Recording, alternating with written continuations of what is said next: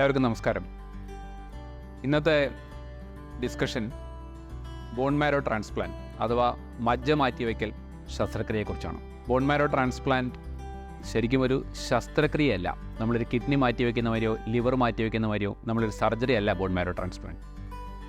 ഒരു കീമോതെറാപ്പി എന്ന് പറഞ്ഞൊരു ട്രീറ്റ്മെൻറ്റിലൂടെ കടന്നുപോയി നമ്മുടെ ഉള്ള മജ്ജയിനെ കംപ്ലീറ്റ് ആയി ദ്രവിപ്പിച്ച് പുതിയ മജ്ജ കൊണ്ട് റീപ്ലേസ് ചെയ്യുന്ന ഒരു ട്രീറ്റ്മെൻറ്റാണ് bone marrow transplant.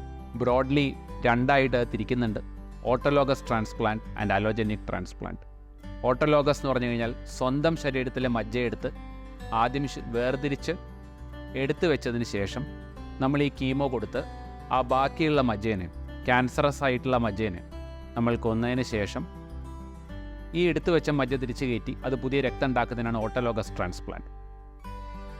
Allergenic transplant എന്ന് പറഞ്ഞത് വേറൊരാളുടെ എന്ന് വെച്ച് കഴിഞ്ഞാൽ സാധാരണ മാച്ച് ഉണ്ടെങ്കിൽ സഹോദരൻ്റെയോ, മാച്ച് ഇല്ലെങ്കിൽ ഹാഫ് മാച്ച് ആയിട്ട് അച്ഛൻ്റെയോ അമ്മയുടെയോ കുട്ടികളുടെയോ അങ്ങനെയൊക്കെ ചെയ്യുന്ന ട്രാൻസ്പ്ലാൻ്റെ പേരാണ് അലോജനിക് ട്രാൻസ്പ്ലാന്റ്.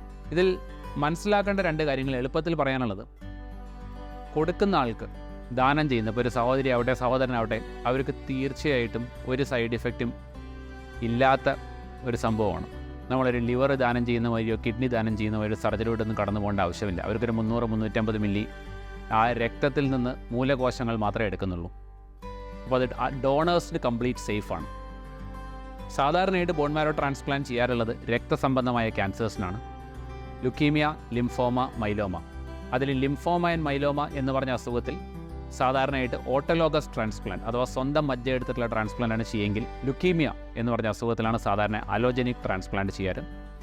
അലോജനിക് ട്രാൻസ്പ്ലാന്റ് തന്നെ മാച്ചുള്ള ട്രാൻസ്പ്ലാന്റ്, മാച്ച് ഇല്ലാത്ത ട്രാൻസ്പ്ലാന്റ്, മാച്ചുള്ള റിലേറ്റീവ് ആയിട്ടുള്ള ട്രാൻസ്പ്ലാന്റ്, മാച്ച് അൺറിലേറ്റഡ് ആയിട്ടുള്ള ട്രാൻസ്പ്ലാന്റ്, അങ്ങനെയൊക്കെ പറഞ്ഞ് കുറേ ഘട്ടങ്ങളായിട്ടുള്ള വിവിധ തരം ടൈപ്പുകളുണ്ട്. ബാക്കിയുള്ള ട്രാൻസ്പ്ലാന്റ് വെച്ച് നോക്കുമ്പോൾ ബോൺ മാരോ ട്രാൻസ്പ്ലാന്റിൻ്റെ ഉപകാരങ്ങൾ എന്താണെന്ന് വെച്ച് കഴിഞ്ഞാൽ, നമ്മൾ ബാക്കിയുള്ളൊരു ട്രാൻസ്പ്ലാന്റ് ചെയ്ത് കഴിഞ്ഞാൽ ജീവിതകാലം പ്രതിരോധം കുറയ്ക്കാൻ വേണ്ടിയിട്ടുള്ള മരുന്നുകൾ നമ്മൾ കഴിച്ചുകൊണ്ടിരിക്കണമെങ്കിൽ ഒരു ബോൺ മാരോ ട്രാൻസ്പ്ലാന്റിൽ ഒരു 6 മാസത്തോളം 9 മാസമൊക്കെ ആകുമ്പോഴേക്കും മിക്ക രോഗികൾക്കും ഈ പ്രതിരോധം കുറയ്ക്കാനുള്ള മരുന്നുകൾ നമ്മൾ കംപ്ലീറ്റ് ആയിട്ട് നിർത്താൻ പറ്റാറുണ്ട്. മാറാത്ത ലുക്കീമിയാസ് അല്ലെങ്കിൽ ഹൈ റിസ്ക് ആയിട്ടുള്ള ലുക്കീമിയ, വീണ്ടും തിരിച്ചു വരാൻ സാധ്യതയുള്ള ലുക്കീമിയാസിനൊക്കെ അലോജനിക് ബോൺ മാരോ ട്രാൻസ്പ്ലാന്റ് ചെയ്തതിന് ശേഷം അതിൻ്റെ ക്യൂർ റേറ്റ് വളരെയധികം ഉയർത്താൻ സാധിക്കുന്നുണ്ട്. ട്രാൻസ്പ്ലാന്റിൽ കൂടുതലായിട്ടുള്ള ഈ പ്രതിരോധത്തിനെ കുറയ്ക്കാനുള്ള പുതിയ മരുന്നുകളും ഈ ട്രാൻസ്പ്ലാന്റ് ഇൻഫെക്ഷൻസ് മാനേജ് ചെയ്യാൻ വേണ്ടിയിട്ട് കുറേ ഇൻഫെക്ഷൻസ് ഉണ്ടാവാൻ സാധ്യതയുള്ളതാണ് ഈ ട്രാൻസ്പ്ലാന്റ്. അപ്പോൾ ആ ഇൻഫെക്ഷൻസിനെ മാനേജ് ചെയ്യാൻ പറ്റിയിട്ടുള്ള പുതിയ മരുന്നുകളൊക്കെ വന്നതിന് ശേഷം വലിയ പാർശ്വഫലങ്ങളില്ലാതെ മിക്ക രോഗികളിലും അലോജനിക് ബോൺ മാരോ ട്രാൻസ്പ്ലാന്റും ഓട്ടോലോഗസ് ബോൺ മാരോ ട്രാൻസ്പ്ലാന്റും ചെയ്യാൻ പറ്റാറുണ്ട്. കുറേ രോഗികളിൽ അതൊരു ക്യൂറേറ്റീവ് ട്രീറ്റ്മെൻറ്റായിട്ട് മാറുന്നുമുണ്ട്. Thank U.